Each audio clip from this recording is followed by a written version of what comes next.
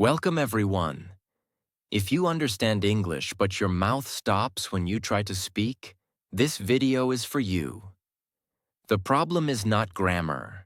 The problem is not vocabulary. The problem is not confidence. The problem is that your mouth is untrained. Today, you will learn how to train your mouth to talk English step by step. This is not theory. This is training. Listen till the end, because each step builds the next one. If you skip, the system breaks. Now let's begin. Step 1. Accept one fact. Speaking is a physical skill. This step is the foundation. Without this step, nothing else works. You must understand one clear fact. English speaking is not only a brain skill. English speaking is a physical skill. Your mouth has muscles, tongue, lips, jaw, breath control. If these muscles are not used daily for English, they do not respond when you try to speak. This is why many people say, "I know English, but I can't speak." The brain knows. The mouth does not. Knowing English and speaking English are two different skills. Reading trains the eyes, listening trains the ears, thinking trains the brain, but speaking trains only one thing, the mouth. If the mouth is not trained, it freezes. This is not fear. This is lack of movement practice. So this step does one important thing. It removes confusion. You stop blaming intelligence, memory, confidence, and you focus on the real task, training mouth movement in English.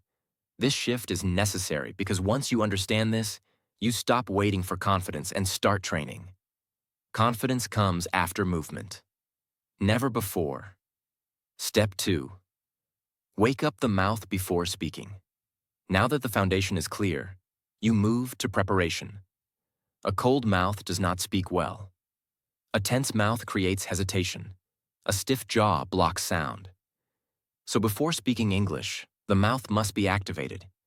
This step is not about words. This step is not about sentences. This step is about movement only. The mouth must learn to open without tension, to move without fear, to respond without delay. If you try to speak sentences without preparing the mouth, two problems happen. 1. The mouth feels heavy. 2. The brain feels pressure. That is why people freeze at the first word. This step removes stiffness. You activate lips, jaw, tongue, breathing, slowly, calmly, without pressure. This is exactly like warming up before exercise. No one runs without warming up. Speaking is no different. When the mouth is activated, sound comes out clearly. Words feel lighter. Hesitation reduces. This step prepares the system for speech. Skipping this step creates tension. Tension blocks fluency. Doing this step daily makes the mouth responsive. A responsive mouth speaks. Step 3. An unprepared mouth speaks freezes. Slow on purpose. Control comes before speed. This step fixes one of the biggest mistakes in English speaking. Most people try to speak fast. Fast speaking looks fluent, so they chase speed. That is the wrong order. Speed without control creates freezing. Speaking must be trained like any physical skill. Control first, speed later.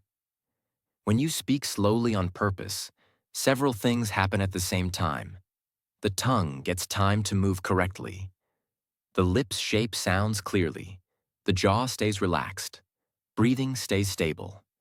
The brain does not panic. Slow speaking is not weakness. Slow speaking is control. Control is the base of fluency. If you remove control, speed becomes chaos. Chaos creates hesitation. Hesitation creates silence. So in this step, you do not try to sound fluent. You try to sound clear.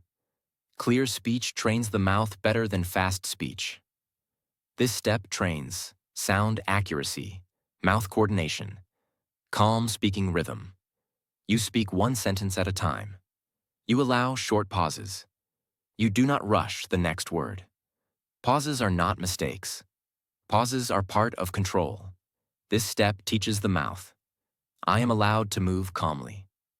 Once the mouth learns calm movement, speed comes naturally later. Skipping this step always leads to rushing, overthinking, freezing. So this step is non-negotiable. Step 4. Train with short sentence repetition. Now the mouth is prepared and controlled. Next, it must become automatic. Fluency is not created by thinking. Fluency is created by repetition. The mouth learns patterns, not rules. That is why this step uses short sentences. Long sentences overload the system. Too many words, too much thinking, too much pressure. Short sentences do the opposite. They reduce load. They increase repetition. They build confidence through ease. In this step, you repeat the same short sentences again and again, not once, not twice, until the mouth can say them without effort. This is not memorization for exams. This is muscle training.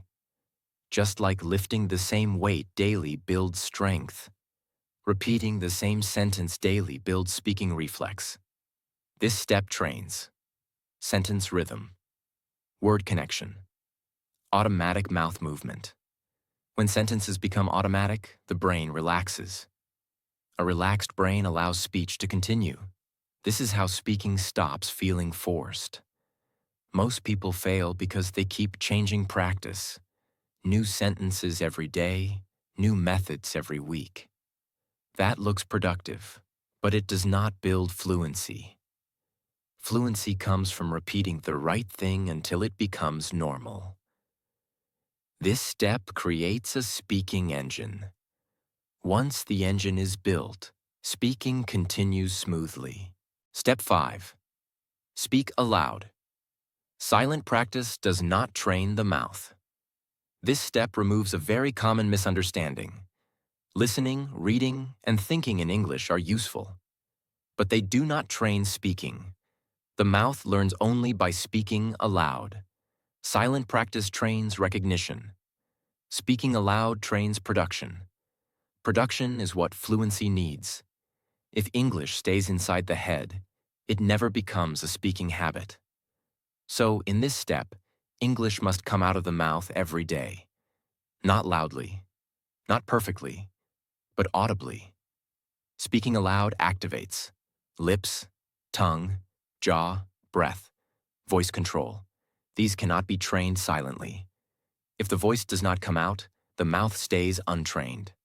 This is why many people understand English but cannot speak. They practiced input. They skipped output. This step fixes that. Speaking aloud daily makes English physical. Once English becomes physical, it becomes easier. This step removes hesitation, stiffness, fear caused by silence. Because silence trains silence. Sound trains speech. Step 6. Train the start. Most freezing happens at the first word. This step targets the exact moment where people get stuck. Most freezing does not happen in the middle of speaking. It happens before the first word. The mouth hesitates. The brain overthinks. The moment passes. So this step trains starting quickly. Starting is the hardest part of speaking. Once speech begins, the system relaxes. So in this step, you train the mouth to start without delay. Not with long sentences, with simple, familiar openings. This removes the thinking phase. Thinking creates delay. Delay creates fear. Starting quickly removes both. This step trains fast activation, reduced hesitation, smoother flow into speech. You do not wait to feel ready. You start, and readiness follows. This step breaks the habit of overthinking. Overthinking blocks the mouth. Action unlocks it. Training the start makes speaking possible even under pressure. Step 7. Stop translating. Speak in ready English blocks. This step removes the biggest hidden block in speaking. Translation is slow. Slow thinking blocks the mouth. If you think first in your language and then convert to English, speaking will always lag behind the moment.